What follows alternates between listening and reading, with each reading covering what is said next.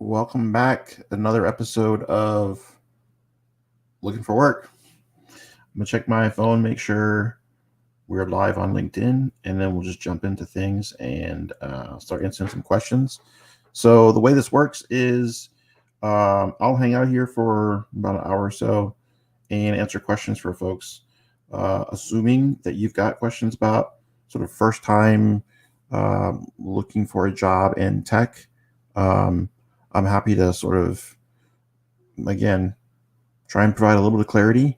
I've been doing this for a while. I've helped lots of people get their first opportunity, and yeah, more than happy to just sort of like answer questions and help people just kind of understand maybe a different perspective from um, the one that you might be in, since you probably have a limited sample size of never teaching anybody how to either learn how to code or get a job.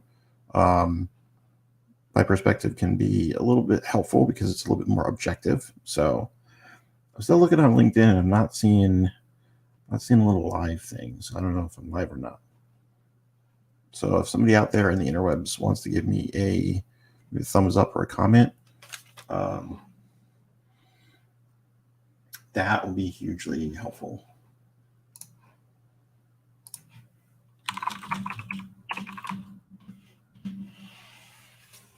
Still not getting any confirmation. So let me look on LinkedIn on my desktop here. That might actually help. I know this is an odd time. This isn't usually when I go live, so this might be the reason why it's a little less easy for me to figure out if people are online or not. Not seeing it. Not seeing it at all. All right, I got one person. Margaret said we're live, so awesome. I can stop worrying about that. So the way this works is I usually mention a little bit about the job search process, maybe something I'm seeing out in the space, and then immediately open it up for questions. Since we're on a little early, I'll put the call out right at the very top and say the best way for you to get the questions from me is just to drop them in a comment box. So if you drop them in the or comment space, it will shoot out to me here on I'm using StreamYard, and I should be able to see those questions and answer them for you. So more than happy to hang out here for the full hour. If it turns out that questions don't take us that long, then we'll end a little early. So I'm happy either way. So something that's come up recently that I wanted to kind of talk about this week is identifying the right opportunities and where you should sort of invest your time in terms of overall job, not just the search and strategy, but overall techniques to ensure that you're giving yourself the best chance to be successful and are not putting yourself in a position where you're kind of behind the eight ball because you're just maybe not aware of opportunities that are going to have some consequences, some repercussions. So the example that I give a lot of times is the unpaid internship opportunity. And often people will ask me, hey, should I take an unpaid internship? And my response in most cases is no. And it's generally because the opportunities that people are presenting when they have an unpaid internship are not nearly as appealing as a paid internship opportunity. So if someone says, hey, there's an opportunity to get paid, awesome. That makes a ton of sense. If not, I think the primary distraction or reason why I think it's not in the best interest of folks is because a lot of times when people join an unpaid internship, they kind of take their foot off the gas. I think that's the best way for me to describe it. Instead of them really staying heads down and focused and aggressive on the job search, they kind of in the back of their mind think, well, I'm already here. So at some point they'll probably give me an offer. So I don't really have to work as hard on the keeping myself current, making sure my resume is up to date, continuing to reach out to people, continue to network. I just have to do a really good job. And if I just focus on doing a really good job and I'm successful here, it will lead to other opportunities. And there could be nothing further than the truth in most of the unpaid opportunities that I see. Only about a third of them convert to full-time offers, which means 2/3 of those people that start an unpaid opportunity, from my experience and what I've observed, don't end up getting an offer. That's a pretty bad ratio if you think about it. You got a 66% chance of striking out. So that said, it means that if you are in an unpaid internship opportunity, you have to make the most of the opportunity. You have to really focus on what are you putting into the internship so you're adding value for the organization, and how can you make sure you're not taking your foot off the gas in terms of your overall strategy and approach to finding a permanent role. Don't get too relaxed. Don't get comfortable with the idea if you just execute and do really well on this, then it will automatically transition to either an offer or some letter or something that's going to, make it easier for you to get a role with some other organization. Because that's the pitch, right? Like, oh, you don't have any experience, so we can give you experience. We just can't pay you. And you can get some experience with us, and then you could, use that. We can give you a letter of recommendation. Just do passion projects, right? You don't need to have someone give you a specific project in order for you to be able to leverage learning something new, showing what your skill set is, and like having something that you could be proud to have on your portfolio. All of those things you can do on your own. You don't need somebody else in order to make that happen.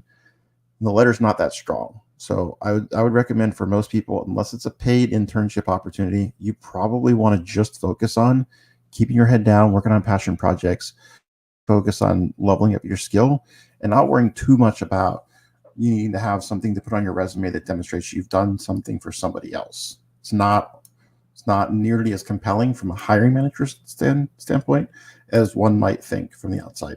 I don't care. And in fact, if anything, I would actually give more credence to someone that has a really good portfolio with passion projects than someone that went and worked on one project and did it as an internship opportunity. I just don't see it as valuable. So again, one person's opinion. I'm one of many different hiring managers. So keep that as one of the sort of like ways to balance the conversation in your brain if you're thinking about, is this an opportunity that might make sense for you? So we got a couple questions, and that's awesome. So I'm going to start going through the questions. And if anybody does have any questions, feel free to drop them in the box, and more than happy to take a stab at answering them. So Stephanie asks, how much coding time is ideal in your Waka time dashboard? So I don't know if it's Waka time or Waka time, but either way, fantastic crew over there that's created this tool for those of you that are not familiar with it. And it can plug into both your code editor. So they build a plugin for like all of the different code editors out there, everything from Vim and Emacs to VS Code, Brackets, Atom, Sublime. So you name the editor, they've got a plugin for it. And it will actually give you the amount of time that you spend in the editor editing code. So it can't really tell whether or not you're doing a good job writing the code. And it's not sharp enough to know if you're just like scrolling up and down and you're looking at the code, or if you're actually typing. But I would consider reading code the same as the act of coding, writing code. So, and I think we spend way more time reading code as software engineers than writing. So that's part of the process. And I would say if you're interested in sort of having a barometer of how much work effort, how much code you're doing as you're either preparing for a job opportunity or learning something new, tracking it using Waka Time is an awesome way to get a benchmark. So as long as you know what Waka Time is saying, it's relative to other people that are coding. And I would say, for most folks, I'd say 20 hours per week on Waka Time is pretty good baseline. If you're spending more than 20 hours, if you're spending closer to 30 hours, that's pretty legit, right? And if you can get up to 40 hours per week of hands on the keyboard coding time, that's awesome. So I would say minimum, I'd like to see someone that's actively learning at least 20 hours a week, but it'd be even better to be closer to like 30 or 40, which basically means you're putting in a full-time job's worth of coding per week. And Waka Time, it forces you, like if you go away and you leave the browser open, it doesn't just keep counting that time, right? And if you're not in your code editor and you're spending an hour reading on a blog about something, trying to understand something, that's not counted either. Now, there is a way you can add it to your Chrome browser. They have a Chrome extension. So then you can get a breakdown of how much time you spend Googling things and how much time you spend in your editor writing code. And that's awesome to see. oh, I'm actually spending, roughly 4 hours every day looking things up. Great. How about if I maybe avoid Google and spend a little bit more time inside of the editor testing things and trying things and seeing if I can guess what the right function is, and using some other hints in the code versus having to look things up in Google and sort of stretching your brain a little bit. Awesome way to benchmark that. So ideally, I'd say minimum 20 hours, but closer to 30. And ideally, in a perfect world, if you can get closer to 40, that means that you're going to be crushing it in terms of the amount of code that you're putting into the machine. So thanks, Stephanie. Diego asked a question: at what point should you consider learning a new language or framework? The tech world has so much to learn, and it's tempting to try something new, but I also don't feel like I've learned one skill super well yet. Yeah. So my advice with this question is you're never going to feel super comfortable early on, right? So you got to sort of not try and use your own feelings as what you should measure success by, or like how well you're progressing. Instead, should be a little bit more tangible. Do you feel like at this point, when you're solid with one language, you feel like, okay, you haven't learned it super well, but if you're given a task, do you feel comfortable enough that you could do most of it, the majority of it, and just look a few things up on Google for a couple pieces of syntax that you're not clear on? Or is it going to be like you're going to need to have Google up and you're going to need to like Google every line of code for every bit of the syntax? If that's the case, you want to get closer to just being able to write most of it and only need to look some things up every once in a while. Some of that's muscle memory. Some of that is just taking some time to close off everything and just go into the editor and just write code. And then when things are broken, go back, look those methods up, and memorize them so that you're able to execute on them in the future. Some languages afford you the opportunity where there's a little bit of like type ahead. So as you hit a period, it'll show you the functions and methods that are available. But that said, the more you can do it from your rote memorization, the better it's going to be for you to at least get your toehold on one language. I would not move to learning a second language or a second framework until you are at that point where you don't have to do a lot of lookups in order to accomplish some pretty basic tasks, right? So pedestrian things, right? So maybe creating a form or submitting a form, or if it's on the back end, creating an API endpoint, being able to accept some parameters on the API endpoint. Those are things that if you can do them without doing a lot of looking up, okay, I think you're in good shape. You've got the core competencies. Then you want to figure out, okay, what is going to help me to better present myself to an employer? And that's probably going to be in San Diego, at least in the San Diego marketplace, the two languages that a lot of the shops use are C# and Java. So if you started with web development, you might want to learn C# or Java if you already don't have that. If you're doing something in like data engineering, data science, you might want to look at Python. But unless there's a real specific need, I would focus on those languages and not move into the just like myriad of other things that you could be coding. Kotlin and I don't know, Haskell, Swift, Objective-C, like all these languages that have a defined purpose, like building apps, but are not going to give you the potential for like lots of job opportunities. Versus if you learn C# or you learn Java, there's lots of job opportunities, right? If you learn React or Vue on the front end, lots of job opportunities. So try and stick with the ones that are going to give you the most opportunities, because then you can get paid to learn these other things. You can learn these other languages part-time, on the weekends or passion projects. But you want your ability to actually earn an income and earn a living to be as flexible as possible. So I try and focus on languages and frameworks that are going to be really prevalent in your local economy where you think you're going to be finding work, and use that as and so then the point that you're ready to do that is when you can do a lot of the basic things and you have a good foundational understanding of that first language. And you know that when you don't have to look things up a lot. Instead, it's sort of like flowing. It's a little bit more natural, and you can get through most of what you need to get from your brain into the keyboard without looking things up. Then, okay, pretty solid. Now it might be time for you to learn something else, because now you can apply the transferable skills of like knowing, okay, well, I know in this language it's like this. So now I just have to understand how it's different in this other language. Do they have that same feature? If so, what's the syntax for it? And then it should just become translating the syntax. It's like learning a second language. But if the languages are totally different and you haven't learned to form complete thoughts in the first language, it's really hard for you to learn a second one. So hopefully that helps, Diego. Rich asked a good question. I've spent my career in restaurants, but the world is upside down. I've been taking Coursera, Udemy classes, Python, HTML, CSS, SQLite, but not necessarily able to afford a boot camp. Been looking for apprenticeship programs as well, but many seem on hold full at the moment. What is your best advice for someone looking to change careers into coding? All right, so the first thing I would recommend is to not limit yourself. This is kind of big, so I'm going to move it out of the way.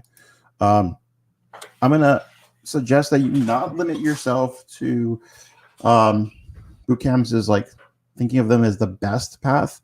They are definitely a path that works well for folks that have the means and want to be able to complete it fast, right? So it's like the speed pass, but there's a premium to it, right? You got to pay a little bit more to travel quickly. That said, there's free code camp, which will give you some great fundamentals and give you a pretty good sense and like pretty good grounding and be a good layer for you to take before you go through one of the other programs. If you are feeling like, well, that might not really be enough, like how will I know if that's enough skill for me to be job ready? App Academy actually like produces 100% of their curriculum that's available for people to take online for free. So you can go through all of App Academy's curriculum, which is a really solid curriculum, and it won't cost you anything. There's no fee whatsoever. Now, you don't have support, right? So you do have to kind of work your way through. You're going to have to use, Slack and other mechanisms for you to be able to get help and get unstuck.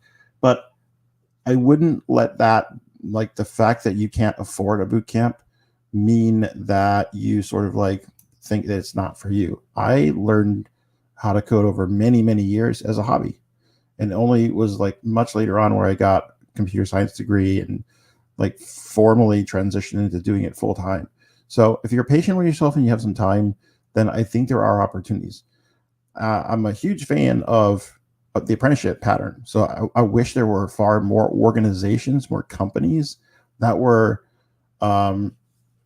making more strides. And I hope to change that. I hope to get more companies involved in apprenticeship patterns.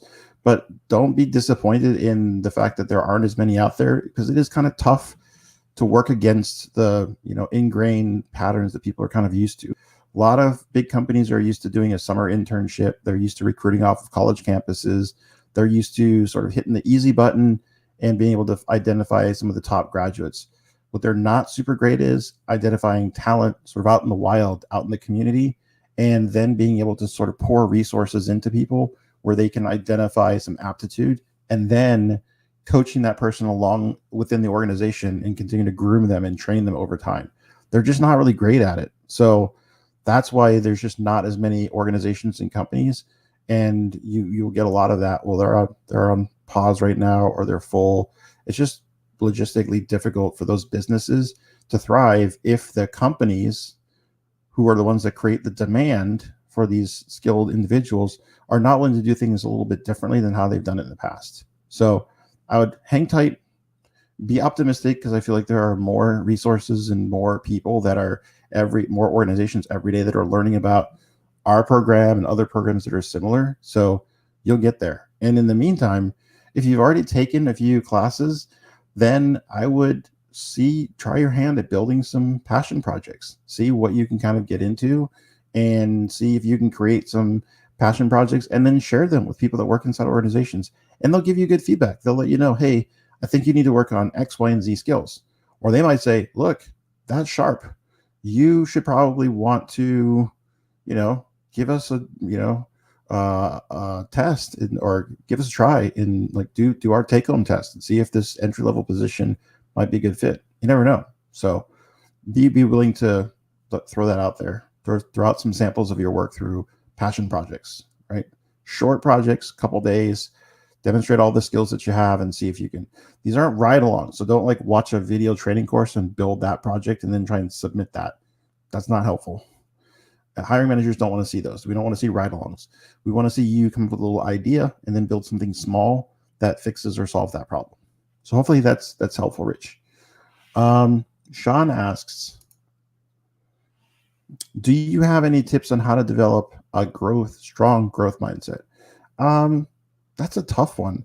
we are going to probably put together some curriculum ourselves. So I haven't started the research on that project yet, but I'm a huge fan of the work that's done by like the folks at Grit, Angela Duckworth. She wrote that book.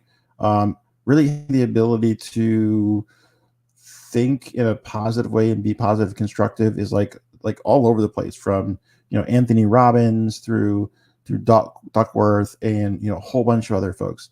So the first resource I would suggest is just trying to find a part of the self-help category of books that you enjoy, the genre that you enjoy, and then practicing some of it and really trying to, when you start to feel like the impulse to be negative and to be down on like what your skills or ability are, to say, you know what, let's give it a try. Let's give it a shot. Because the key for those of people that don't know the growth mindset, there's this philosophy of growth versus fixed mindset. And the best way for me to describe it is to give you an example. So a person with a fixed mindset might make a statement like, I'm not really good at math, and so I always struggle with problems that require me to use that side of my brain, and math is just not my strong suit.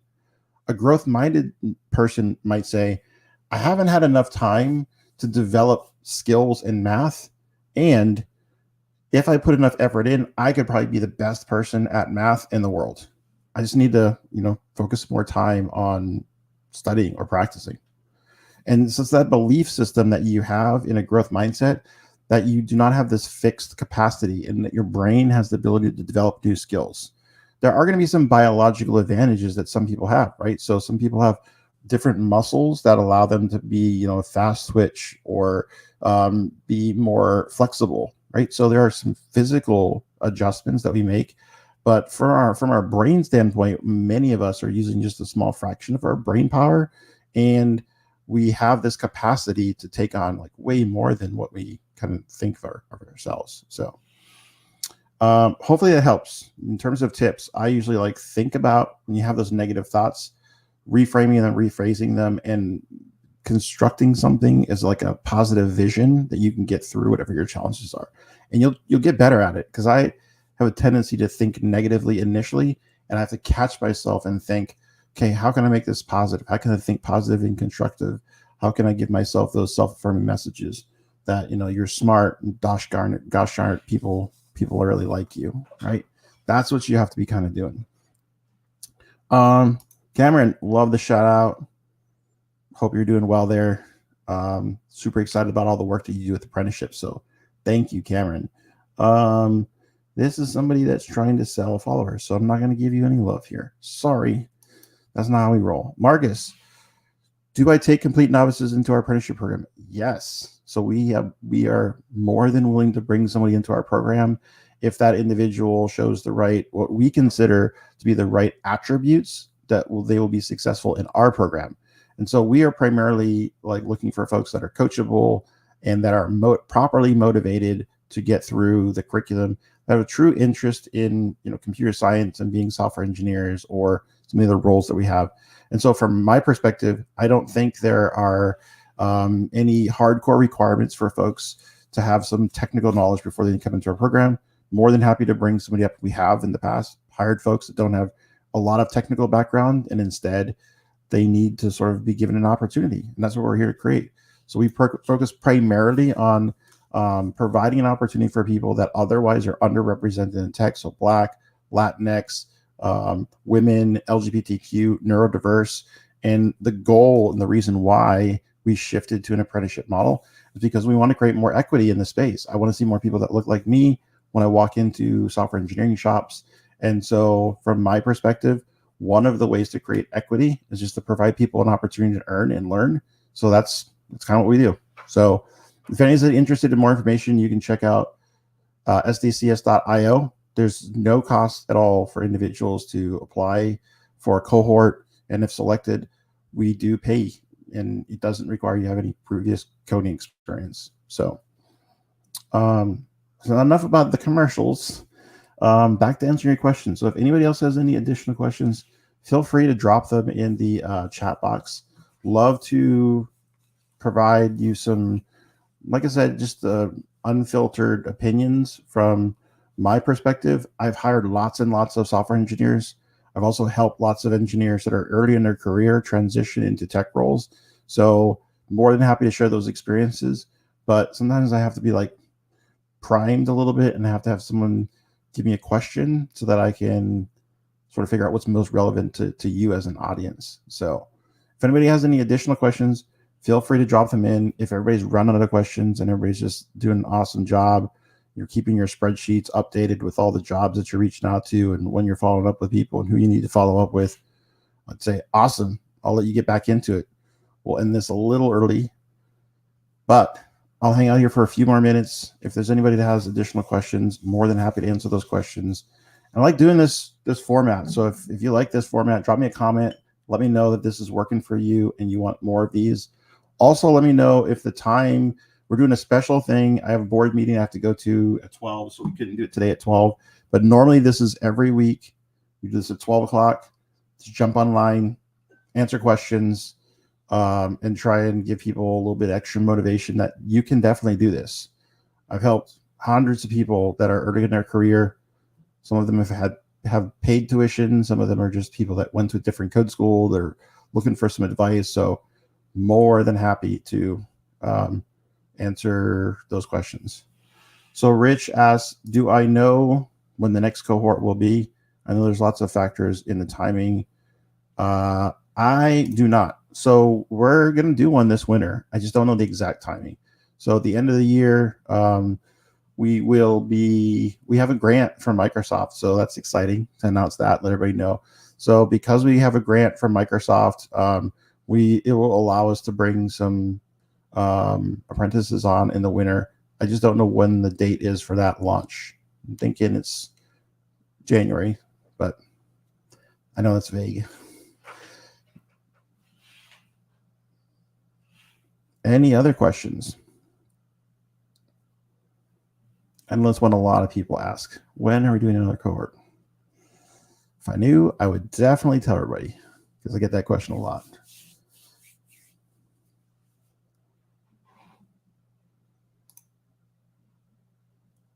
All right. If I don't have a question in the next few moments, I'm going to let everybody go early and we'll link up again next week at the regular time. If the time works better earlier, let me know. I think one of the reasons why we probably have a little bit lighter number of people online today is because we're just starting a little early, but we'll go back to our regular time unless people think that time's not good either. So more than happy to make adjustments if this will be more helpful to an audience at a little bit earlier or later time. Shoot me an email, Mike, MIKE at sdcs.io. Or if you're watching this on a replay, just shoot me an email or send me a comment. More than happy to answer your question the following week. And I'll check my email really quickly, make sure we don't have anything before we peace out and let everybody go. So in my email, I have lots of spam. Does not look like we have.